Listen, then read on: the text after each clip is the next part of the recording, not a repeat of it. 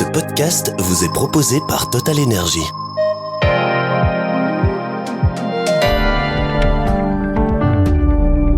Il a monté sa société LD Export il y a tout juste 20 ans pour accompagner les entreprises belges et européennes dans le Golfe arabique. Il est installé avec femmes et enfants au Bahreïn depuis presque 10 ans, mais il est avec nous aujourd'hui en studio à Namur pour parler de son parcours. Bonjour François-Xavier Depireux. Bonjour Frédéric. Alors comment s'est passé le voyage ?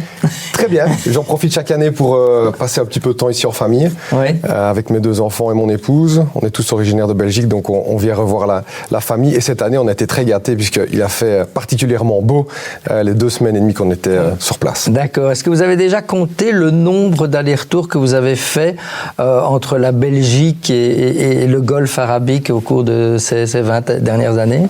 Alors, avant d'emménager avec ma femme et mes enfants sur place, je pense que j'avais passé presque 3 ans sur l'Arabie Saoudite elle-même, et ceci en ne faisant que des allers-retours. Donc, qui voudra faire les calculs pourra, mais j'ai pas fait le calcul, mais j'ai passé beaucoup de temps. D'accord, dans les avions. Oui. Ok.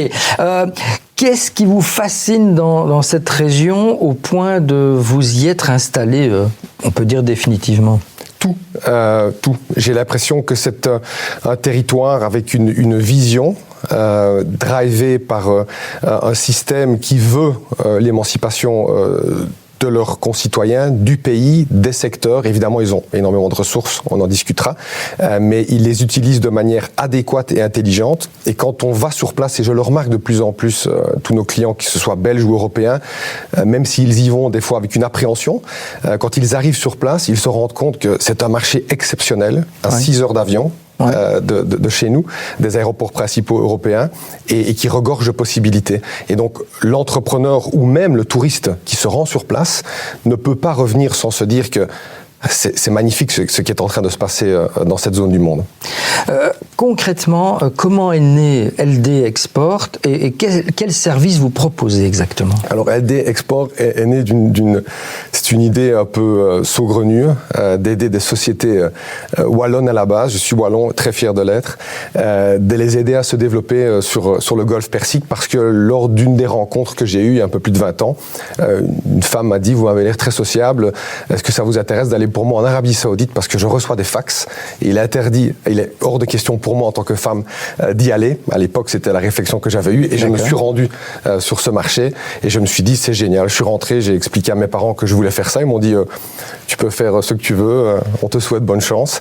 Et donc j'ai démarré. Il m'a fallu quand même honnêtement 7-8 ans pour avoir du retour et des sociétés qui à l'époque n'étaient pas intéressées par ce marché, mais plutôt par d'autres, les États-Unis, la Chine, qui était plus le boom à l'époque.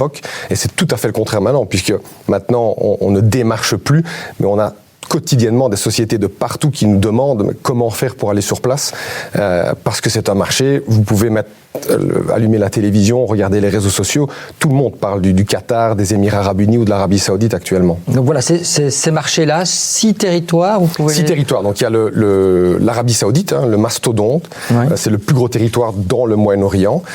Vous avez les Émirats Arabes Unis avec Dubaï et Abu Dhabi, le Qatar, on en a beaucoup parlé avec une Coupe du Monde excellemment bien réussie, le Sultanat d'Oman, le Koweït et alors Bahreïn où je réside. D'accord. Et c'est clairement l'Arabie Saoudite qui aujourd'hui génère le plus d'activités au sein de votre entreprise. Pourquoi ? Alors, il y a 10 ans, on a pris une décision stratégique de dire on veut que 85 à 90% de notre développement pour nos clients se fasse sur l'Arabie Saoudite, parce qu'on a cru comprendre le potentiel, on a vu la vision, on a vu le changement politique, on a vu ce qui allait être mis en place, et on s'est dit: l'Arabie Saoudite, c'est un marché qui reste vierge et incompris, mais qui a tellement de possibilités qu'il va devoir, d'une manière ou d'une autre, attirer des fournisseurs, des producteurs, des constructeurs et de tout pour créer ce pays. Et donc, les Émirats Arabes Unis avec Dubaï et Abu Dhabi, légèrement saturés, énormément de sociétés veulent d'abord pénétrer le Moyen-Orient, pas seulement le Golfe arabique, en passant par les Émirats Arabes Unis. Le Qatar a eu sa période de gloire, évidemment, avec la Coupe du Monde. Mais l'Arabie Saoudite, avec une vision 2030 et 2040 qui va être annoncée très prochainement, ça paraissait logique, mais ça a été un risque. Ouais. Mais je suis très content qu'on ait pris cette décision. Ouais. Alors concrètement, je suis un petit artisan chocolatier à Liège et je souhaite développer mon business. Je veux vendre des pralines à Riyad. Qu'est-ce que vous pouvez faire pour moi ?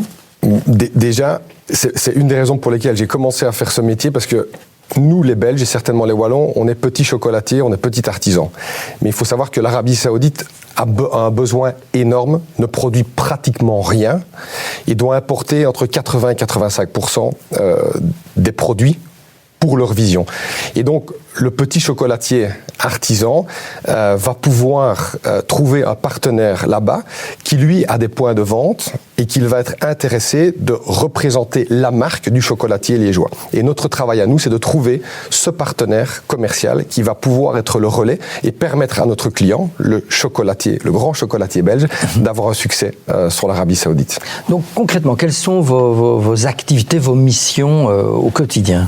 Donc, je vais essayer de faire rapidement, mais je pourrais la détailler. On a 3 types d'offres. C'est 4 en fait. C'est la société maintenant qui vient et qui dit « j'aimerais comprendre ce marché. J'en entends parler, mais je ne sais pas s'il y a du potentiel ». Et nous, tout ce que nous offrons chez LD Export, c'est du pratico-pratique. Donc on ne fait pas des rapports de 50 pages ou de 100 pages qui vont vous dire que c'est un marché super, il faut y aller. C'est pratique. Donc on a cette offre exploratoire qui leur permet de comprendre rapidement si oui ou non ils ont un intérêt, avec des marqueurs clairs. Qui sont vos concurrents, à quel positionnement de prix est-ce qu'ils sont et quels sont les partenaires avec qui vous pourriez travailler. Avez-vous besoin de certificats? Est-ce qu'il y a des événements auxquels vous pourriez participer? D'accord. Nos clients, ce sont souvent des PME qui sont elles-mêmes dirigées par des CEO, des patrons qui touchent un peu à tout. Donc ça leur permet avec ce document d'avoir une vision très claire et rapide. Ça m'intéresse, ça ne m'intéresse pas. S'il y a du potentiel ou pas. Okay. Voilà. Alors, il y a une étude de marché, c'est l'option numéro 3, qui est beaucoup plus détaillée, celle-là qui va vraiment très précisément dans la recherche de ce que le client demande. Et puis, vous avez la société qui dit « j'ai réalisé une mission économique, je me suis rendu sur place, j'ai été contacté, ce qui arrive de plus en plus par des partenaires locaux, je ne sais pas, je ne connais pas, j'ai des doutes, est-ce que vous pourriez, s'il vous plaît, m'aider ?» Et qu'est-ce que nous, on fait? On va leur trouver leur partenaire commercial, qu'on appelle une contrepartie, donc un distributeur ou un agent, qui va les aider à se développer sur le marché. Et l'offre numéro 1, c'est la société qui dit « moi, j'ai du business sur place, je crois en ce marché, devenez notre responsable export ». Et donc, chez LD Export, on se positionne comme le responsable export sur le territoire de nos clients européens. Alors, vous ne l'avez pas encore dit, mais LD Export, ça représente une équipe de 25 personnes sur place, là-bas, et un portefeuille de 4500 agents, partenaires, qui vous aident à tisser les différents business, c'est ça? Voilà, c'est exactement. Alors, depuis peu, on est 27. Très content. C'est un bel été. Mais on a 4500 contreparties. Ce sont des distributeurs et des agents qui sont dans tout secteur d'activité. Donc, ce sont des sociétés qui sont sur place que nous avons rencontrées. Donc, un membre de la société LD Export, qui sont des contreparties distributeurs fiables, qui ont une crédibilité, qui sont bien réputés, qui, si on a besoin d'avoir des lettres de crédit ou des assurances crédit, sont solvables et que nous connaissons, nous pouvons les contacter par WhatsApp. D'accord. Donc ça, c'est vraiment la règle chez nous. C'est des gens qu'on doit pouvoir contacter.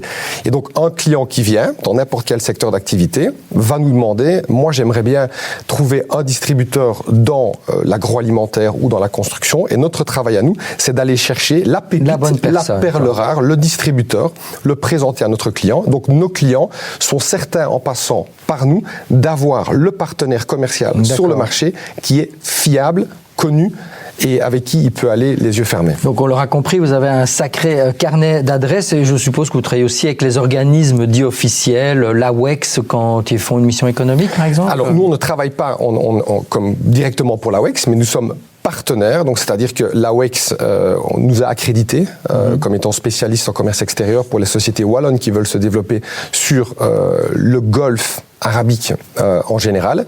Et j'ai aussi l'occasion d'avoir été nommé le conseiller économique de l'ambassade belge à Riyad, ce qui permet d'avoir des interactions avec différentes institutions. Aujourd'hui, quels sont les secteurs les plus porteurs dans le Golfe arabique pour les entrepreneurs qui voudraient développer du business là-bas? Tous. Tous, parce qu'ils commencent seulement leur phase de « on produit localement ».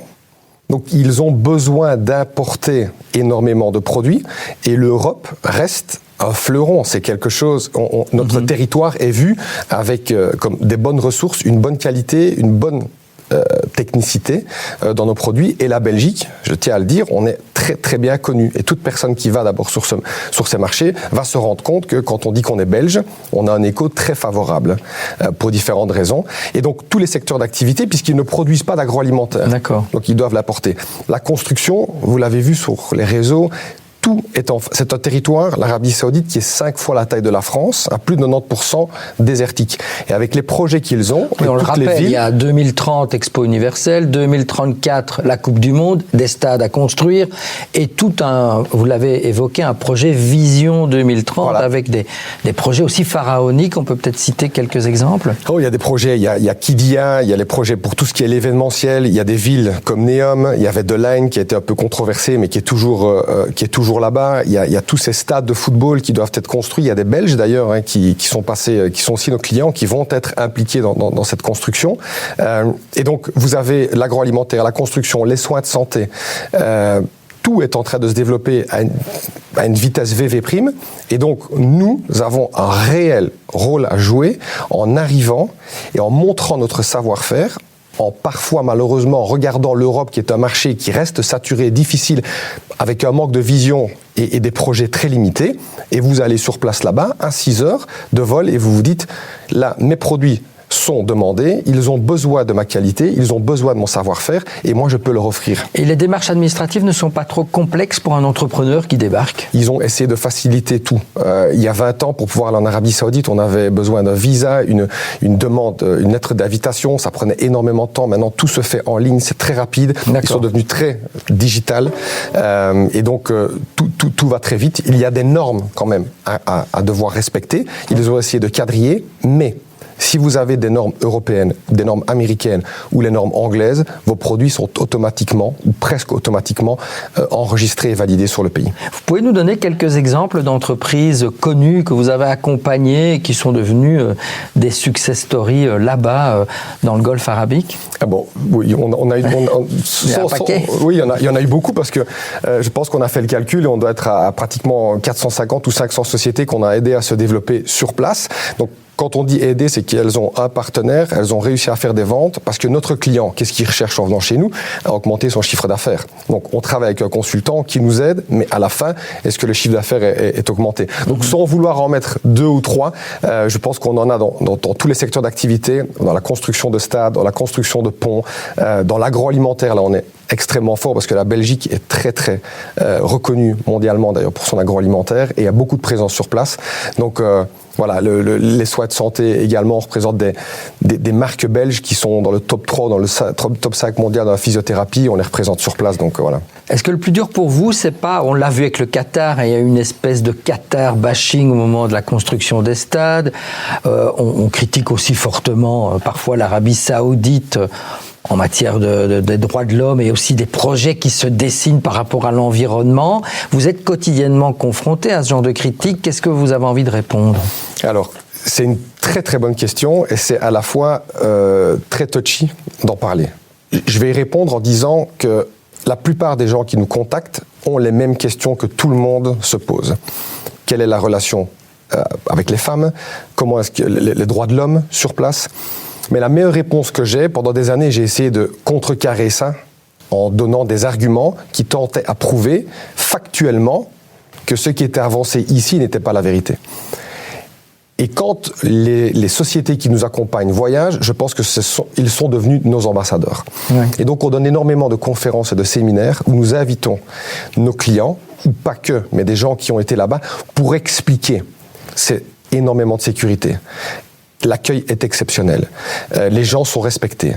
Plus de 35% de femmes dans des boards de sociétés gigantesques. J'ai des clientes femmes aussi qui voyagent là-bas. Ce sont les princesses de la Réunion. D'accord. On est mis sur le côté. Il y a un respect incroyable que nous ne pouvons pas nous imaginer parce que malheureusement depuis de nombreuses années, l'information qui en ressort n'est pas J'essaie d'utiliser les bons mots. Ne reflète pas la réalité sur place. Ne reflète pas la réalité sur place. Voilà. D'accord. Ok, on arrive tout doucement à la fin de cette interview. Quel message, en résumé, vous voudriez annoncer ou faire passer aux entrepreneurs wallons qui nous regardent et qui se disent tiens, j'oserais, mais j'ai un peu peur, et aussi de manière plus large au monde politique par rapport à cette vision des pays du Golfe arabique? C'est le moment. C'est la seule chose que je peux dire. C'est le moment. Vous en entendez parler. Vous savez qu'il y a du potentiel. Il y a des gens qui vous expliquent qu'on a besoin de vous là-bas.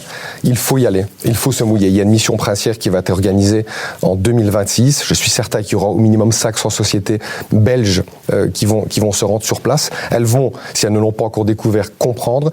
Mais c'est maintenant qu'il faut y aller. Il y a une vraie vision 2030. Il y a des projets pharaoniques qui sont en train de se mettre en place. Ils n'ont pas besoin d'un ou deux fournisseurs, mais de milliers de fournisseurs. Vous avez votre place. Vous avez de la technicité. Vous avez une qualité. Et vous avez les reins solides et les moyens pour y aller. Donc, osez. Osez. Merci beaucoup François-Xavier de Perreux d'être venu nous raconter cette très belle histoire. LD Export, c'est dans la boîte. Merci d'avoir écouté ce podcast proposé par Total Energy.